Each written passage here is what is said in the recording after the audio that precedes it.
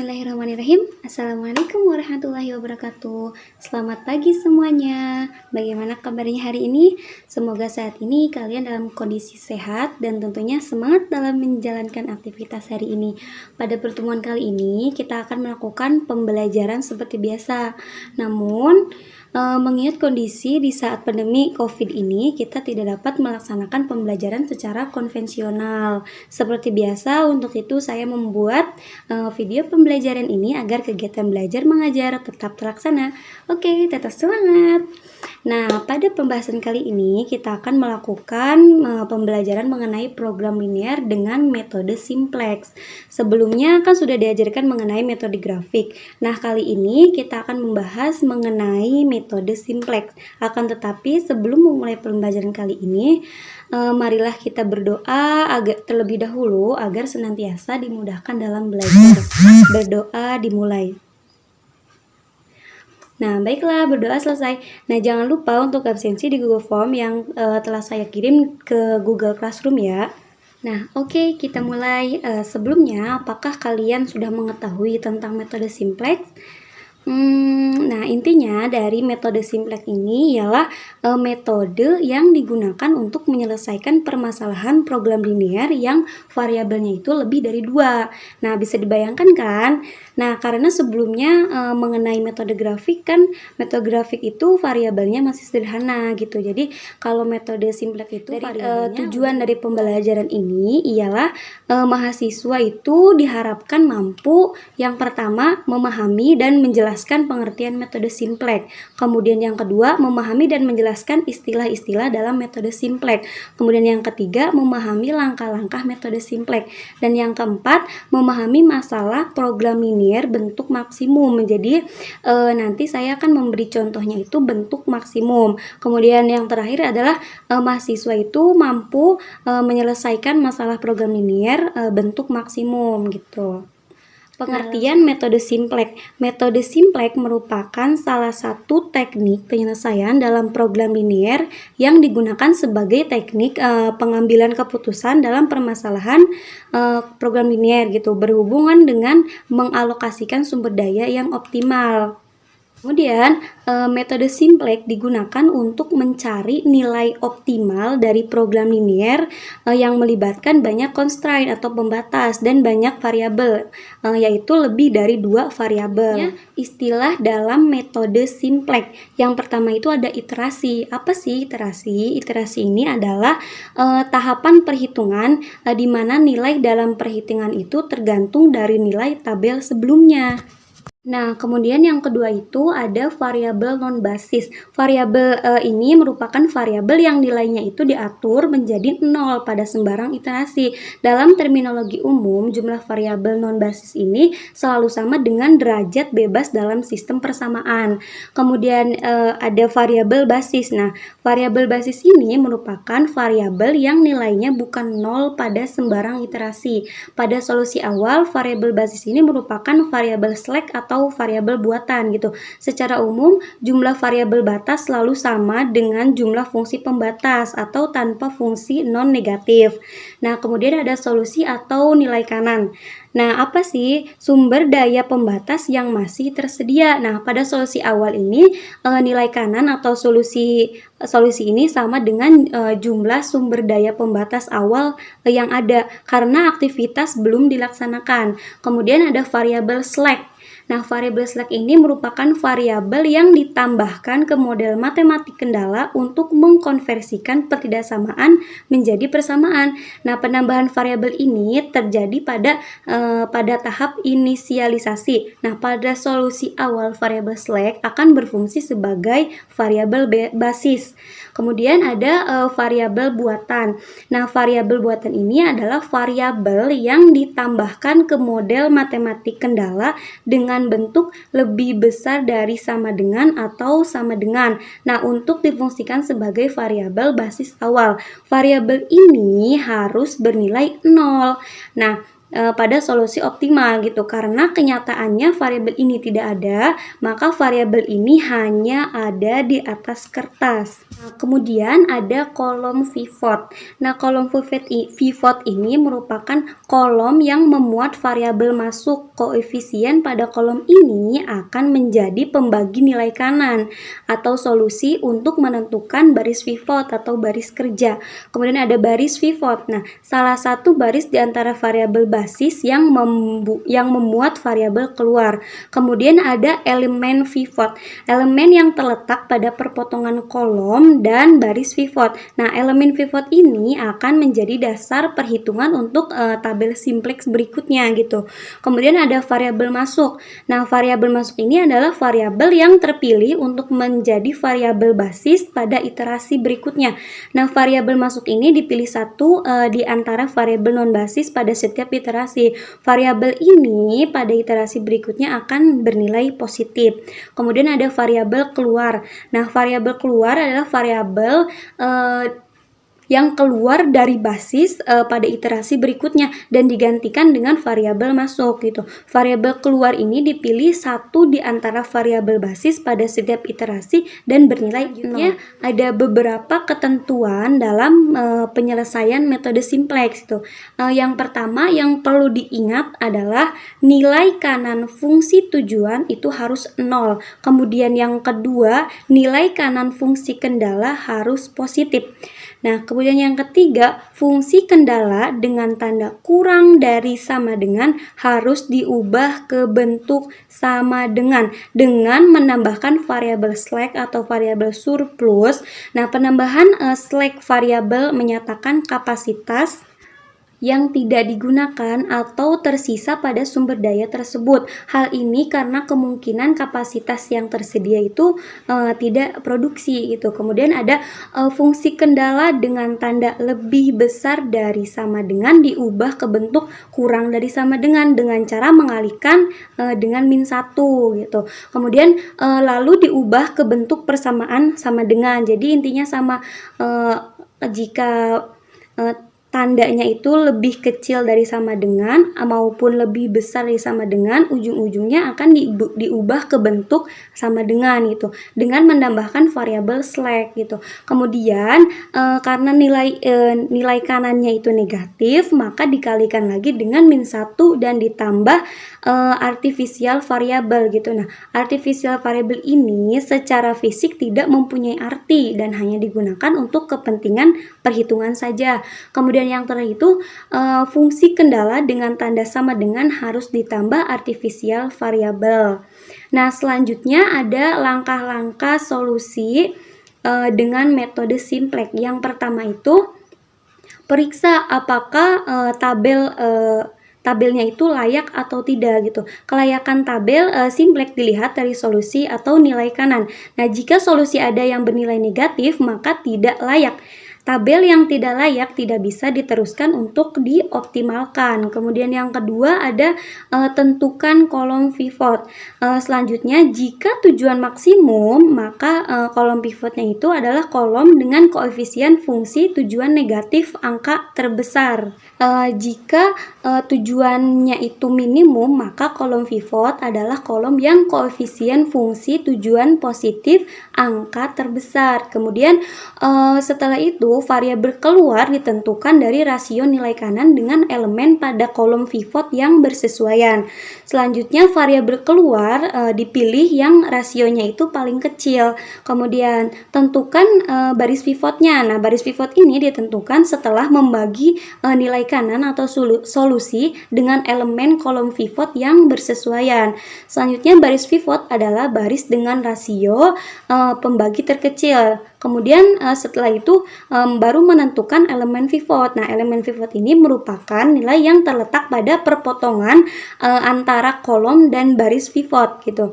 Kemudian baru kita membentuk tabel simplex baru. Nah, periksa apakah si tabel ini sudah optimal. Nah, keoptimalan tabel itu dilihat dari koefisien fungsi tujuan atau nilai pada baris Z. Nah, selanjutnya untuk tujuan maksimal tabel itu sudah optimal jika jika semua nilai pada baris Z untuk itu sudah positif atau 0. Nah, sedangkan untuk tujuan minimal tabel sudah optimal jika semua nilai yang ada pada baris Z itu sudah negatif atau 0. Jika belum, maka iterasi dilanjutkan. Untuk lebih jelasnya bagaimana sih cara menyelesaikan contoh atau langkah-langkah persoalan program linier menggunakan metode simplex, saya akan menggunakan PPT.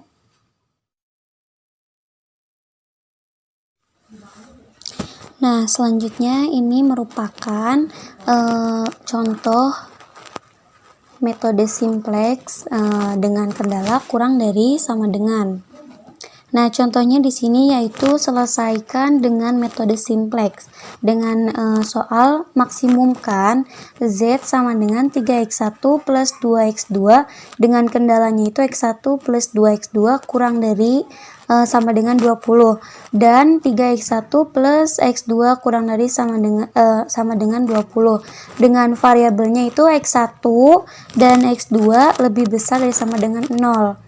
Nah, langkah pertama yaitu ubah ke bentuk standar simplex terlebih dahulu. Karena di sini kendalanya itu kurang dari sama dengan, maka ditambah variabel basis atau variabel slack atau variabel surplus. Nah, maka tandanya ini yaitu plus atau ditambah, plus x3. Nah, maka yang tadinya kurang dari sama dengan berubah menjadi sama dengan. Kemudian yang kedua 3x1 plus x2 plus x4, karena ini kan x3-nya sudah, maka yang bawahnya x4. Nah, dan berubah menjadi sama dengan. Maka fungsi tujuan atau maksimumnya Z sama dengan 3x1 plus 2x2 plus 0x3 plus 0x4. Nah, maka variabelnya juga bertambah menjadi 4, yaitu x1, x2, dan x3, x4 lebih besar ya sama dengan 0. Nah, si x3 dan x4 ini dinamakan variabel basis. Kemudian iterasi awal. Nah, untuk menyelesaikan permasalahan menggunakan metode simplex, maka ini merupakan tabel metode simplex. Nah, soalnya ditulis. Nah, si CJ ini merupakan koefisien fungsi tujuan. Akan diisi oleh ini fungsi tujuannya nih, 3, 2, 0, dan 0. Nah, kemudian kendala ini disimpannya di tengah. Ini kenapa sampai x4? Karena variabelnya kan sampai x4. Maka kita langsung isi aja 1. Kan ini 1, 2, 1. Nah, sebenarnya ini ada plus 0x4 gitu. 1, 2, 1, 0. Nah, yang bawahnya maka 3, 1, 0. Karena di sini kan seharusnya ada 0 plus x3 plus 1. Nah, kemudian BI ini merupakan nilai kanan atau solusi. Nah, BI-nya ini kan berarti 20 dan 20. Kemudian kotak ini dinamakan variabel dan koefisien basis. Tadi kan variabel basisnya x3 dan x4 dengan koefisiennya 0 dan 0, maka ditulis di sini. Nah, untuk mencari ZJ, kita akan mengalihkan antara si koefisien basis dengan variabel ini. Jadi 0 kali 1 plus 0 kali 3. Maka hasilnya 0. Kemudian yang ini 0 kali 2 plus 0 kali 1. Maka hasilnya 0 dan begitu seterusnya. Kemudian nilai fungsi. Nah, nilai fungsinya juga sama cara menghitungnya, yaitu 0 dikali 20 plus 0 kali 20. Hasilnya tetap 0. Nah, kemudian untuk mencari CJ dikurangi ZJ, kita langsung aja. CJ-nya kan di sini 3. Kemudian ZJ-nya 0, maka 3 dikurangi 0. Hasilnya kan 3. Ini kurang terlalu jelas ya. Ini hasilnya 3, kemudian yang ini 2 dikurangi 0, hasilnya 2. Ini hasilnya 2, 0 kurangi 0 hasilnya 0, dan 0 kurangi 0 hasilnya 0. Nah, karena ini kan sebenarnya ini 3 dan 2. Karena si 3 dan 2 ini masih lebih besar sama dengan 0, sedangkan soalnya itu kan memaksimumkan, maka si tabel ini perlu direvisi gitu. Nah, si X1 ini dinamakan calon basis atau elemen pivot. Nah, si 1 dan 3 ini si 3 ini merupakan elemen pivot karena berada di kolom X1, maka X1 ini merupakan calon basisnya gitu. Nah, untuk mencari nilai sementara karena kolom X1 ini menjadi calon basis, maka 20/1 dan 20/3. Nah, si X4 ini akan menjadi variabel keluar dan akan digantikan oleh X1 karena X1 ini kan nilai yang jadi elemen pivot atau elemen kuncinya kan 3 karena berada di kolom X1 gitu. Nah, sepanjang baris X4 ini merupakan elemen pivotnya. Nah, si 3 ini akan menjadi elemen pivot atau elemen kunci. Nah, selanjutnya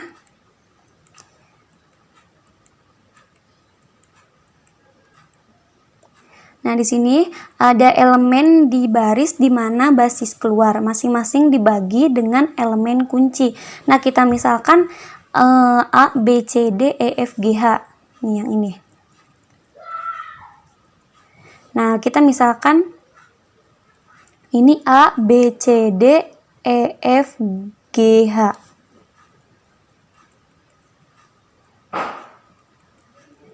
Nah, di sini tuh ada formula-formula untuk mencari nilai baru gitu. Nah, untuk mencari nilai yang berada di baris bersama elemen kunci, nah caranya itu cukup membaginya dengan elemen kunci. Misalnya untuk mencari E, tinggal si E-nya ini dibagi dengan F karena si F ini merupakan elemen kunci atau elemen pivotnya. Dan begitu seterusnya sampai H. Nah, sedangkan untuk mencari baris yang atas yang berada bersama baris variabel calon basis, caranya itu misalnya untuk mencari A, berarti A baru sama dengan A yang lama yang ini dikurangi B ini sebagai di atasnya di atasnya elemen kunci, kemudian dikali E bawahnya variabel atau nilai yang akan dicari, kemudian dibagi F sebagai elemen kunci. Nah, dan begitu seterusnya.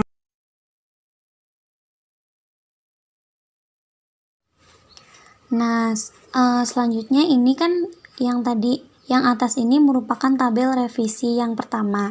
Nah, ini merupakan hasil tabel revisi yang kedua. Nah, mengapa ini bisa mendapatkan 0, 5/3, 1, min 1/3, 40/3? Ini dicari dengan formula-formula yang tadi udah dijelasin gitu. Nah, kita misalkan si 1 ini, mulai dari 1 ini adalah A. Jadi kan ini A, B, C, D, E, F, G, H. Nah, untuk mencari nilai baru, maka pola atau cara mencarinya itu, misalnya si ini kan yang 1 A, berarti A yang baru sama dengan A yang lama dikurangi A karena di atas elemen kunci, maka A dikurangi A dikali bawahnya elemen yang akan dicari yaitu E-nya itu kan 3 ya. Kemudian dibagi dengan si elemen kunci 3 lagi, maka kan A dikurangi A kali E per E, karena E per E maka dicoret sehingga A kurangi A adalah 0. Kemudian nih untuk mencari yang kenapa ini hasilnya 5/3? Maka caranya itu B yang lama, B baru, kan B baru sama dengan B yang lama, ini kan B yang lamanya itu 2. B yang lamanya 2, kemudian dikurangi dengan atasnya elemen pivot yaitu 1 dikali dengan bawahnya elemen yang akan nilai yang akan dicari yaitu 1. Maka kemudian dibagi dengan elemen kunci atau elemen pivotnya. Maka 2 dikurangi 1 dikali 1 dibagi 3. Nah, maka 2 dikali 1/3 sama dengan kan 6 kurangi 1/3, maka 6 kurangi 1 sama dengan 5 dan hasilnya 5/3. Dan begitu seterusnya sampai mendapatkan nilai 1 min 1/3, 40/3.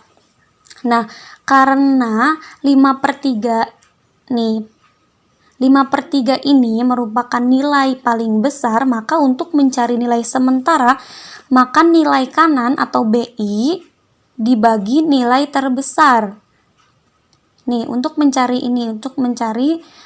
nilai sementara. Misalnya kan yang ini 40/3. Ini nilai kanannya dibagi oleh nilai terbesar yaitu 5/3, maka 40/3 dibagi 5/3 atau 40/3 dikali 3/5, maka 3-nya dicoret, maka 40 bagi 5 sama dengan 8. Begitupun yang bawahnya harus satu baris ya. Nah, ini kan 20/3 dibagi 1/3 atau 20/3 kali 3/1, maka 3-nya dicoret, 20 bagi 1 yaitu 20. Nah, kemudian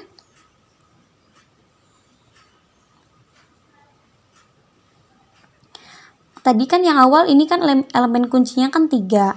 Maka di tabel berikutnya si X4-nya ini kan menjadi variabel keluar dan digantikan oleh variabel masuk X1. Maka di sininya berubah menjadi X1 dengan koefisien basisnya 3. Maka di sininya juga 3. Kemudian untuk mencari ZJ seperti langkah-langkah yang tadi, yaitu 0 dikali 0 plus 3 kali 1. Maka hasilnya 3. Kemudian yang ini 0 dikali 5/3 plus 3 dikali 1/3. Itu kan hasilnya 1. Dan begitu seterusnya. Kemudian yang ini untuk mencari CJ kurangi ZJ, seperti biasa CJ-nya yaitu 3, kemudian ZJ-nya 3, maka 3 kurangi 3 sama dengan 0. Dan begitu seterusnya. Nah, karena si nilai CJ kurangi ZJ ini masih ada angka lebih besar dari 0 yaitu ini 1, maka tabel ini perlu direvisi kembali gitu.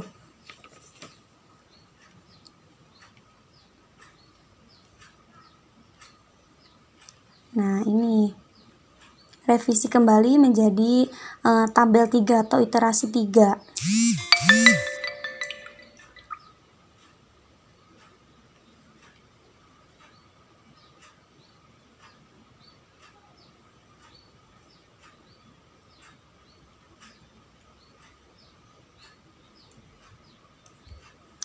Nah, karena tadi kan yang nilai paling besarnya ini berada di kolom X2, maka tadi yang X3 ini menjadi variabel keluar dan digantikan oleh X2 dan dengan koefisiennya yaitu 2.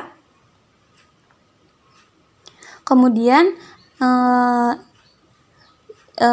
ini nilai-nilai ini dicari dengan langkah-langkah yang tadi seperti sebelumnya dan didapat 0, 1, 3/5, negatif 1/5 dan seterusnya. Kemudian untuk mencari CJ kurangi ZJ seperti biasa, CJ-nya 3 kurangi ZJ-nya 3 berarti 0 dan begitu seterusnya sehingga didapat nilai fungsinya itu 28. Nah, 28 ini dari mana? Yaitu dari 2 dikali 8 kan 16 ditambah 3 dikali 4. 12. Jadi 16 ditambah 12 itu kan hasilnya 28. Nah, karena ini nilai tujuannya sudah maksimum atau sudah 0, maka ini dikatakan tabel sudah optimal gitu. Tabel optimal.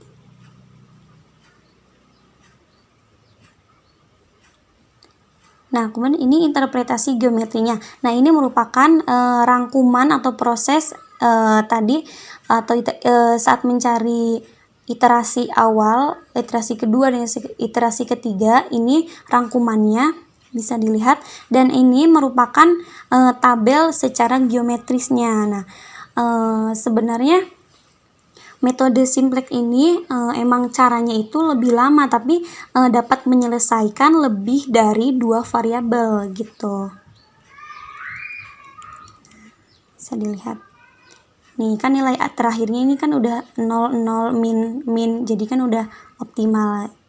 Jadi ini si tabelnya sudah optimal. Oke, terima kasih. Dipahami. Jika ada yang ingin ditanyakan, mangga silahkan berkomentar atau kita berdiskusi di Google Classroom.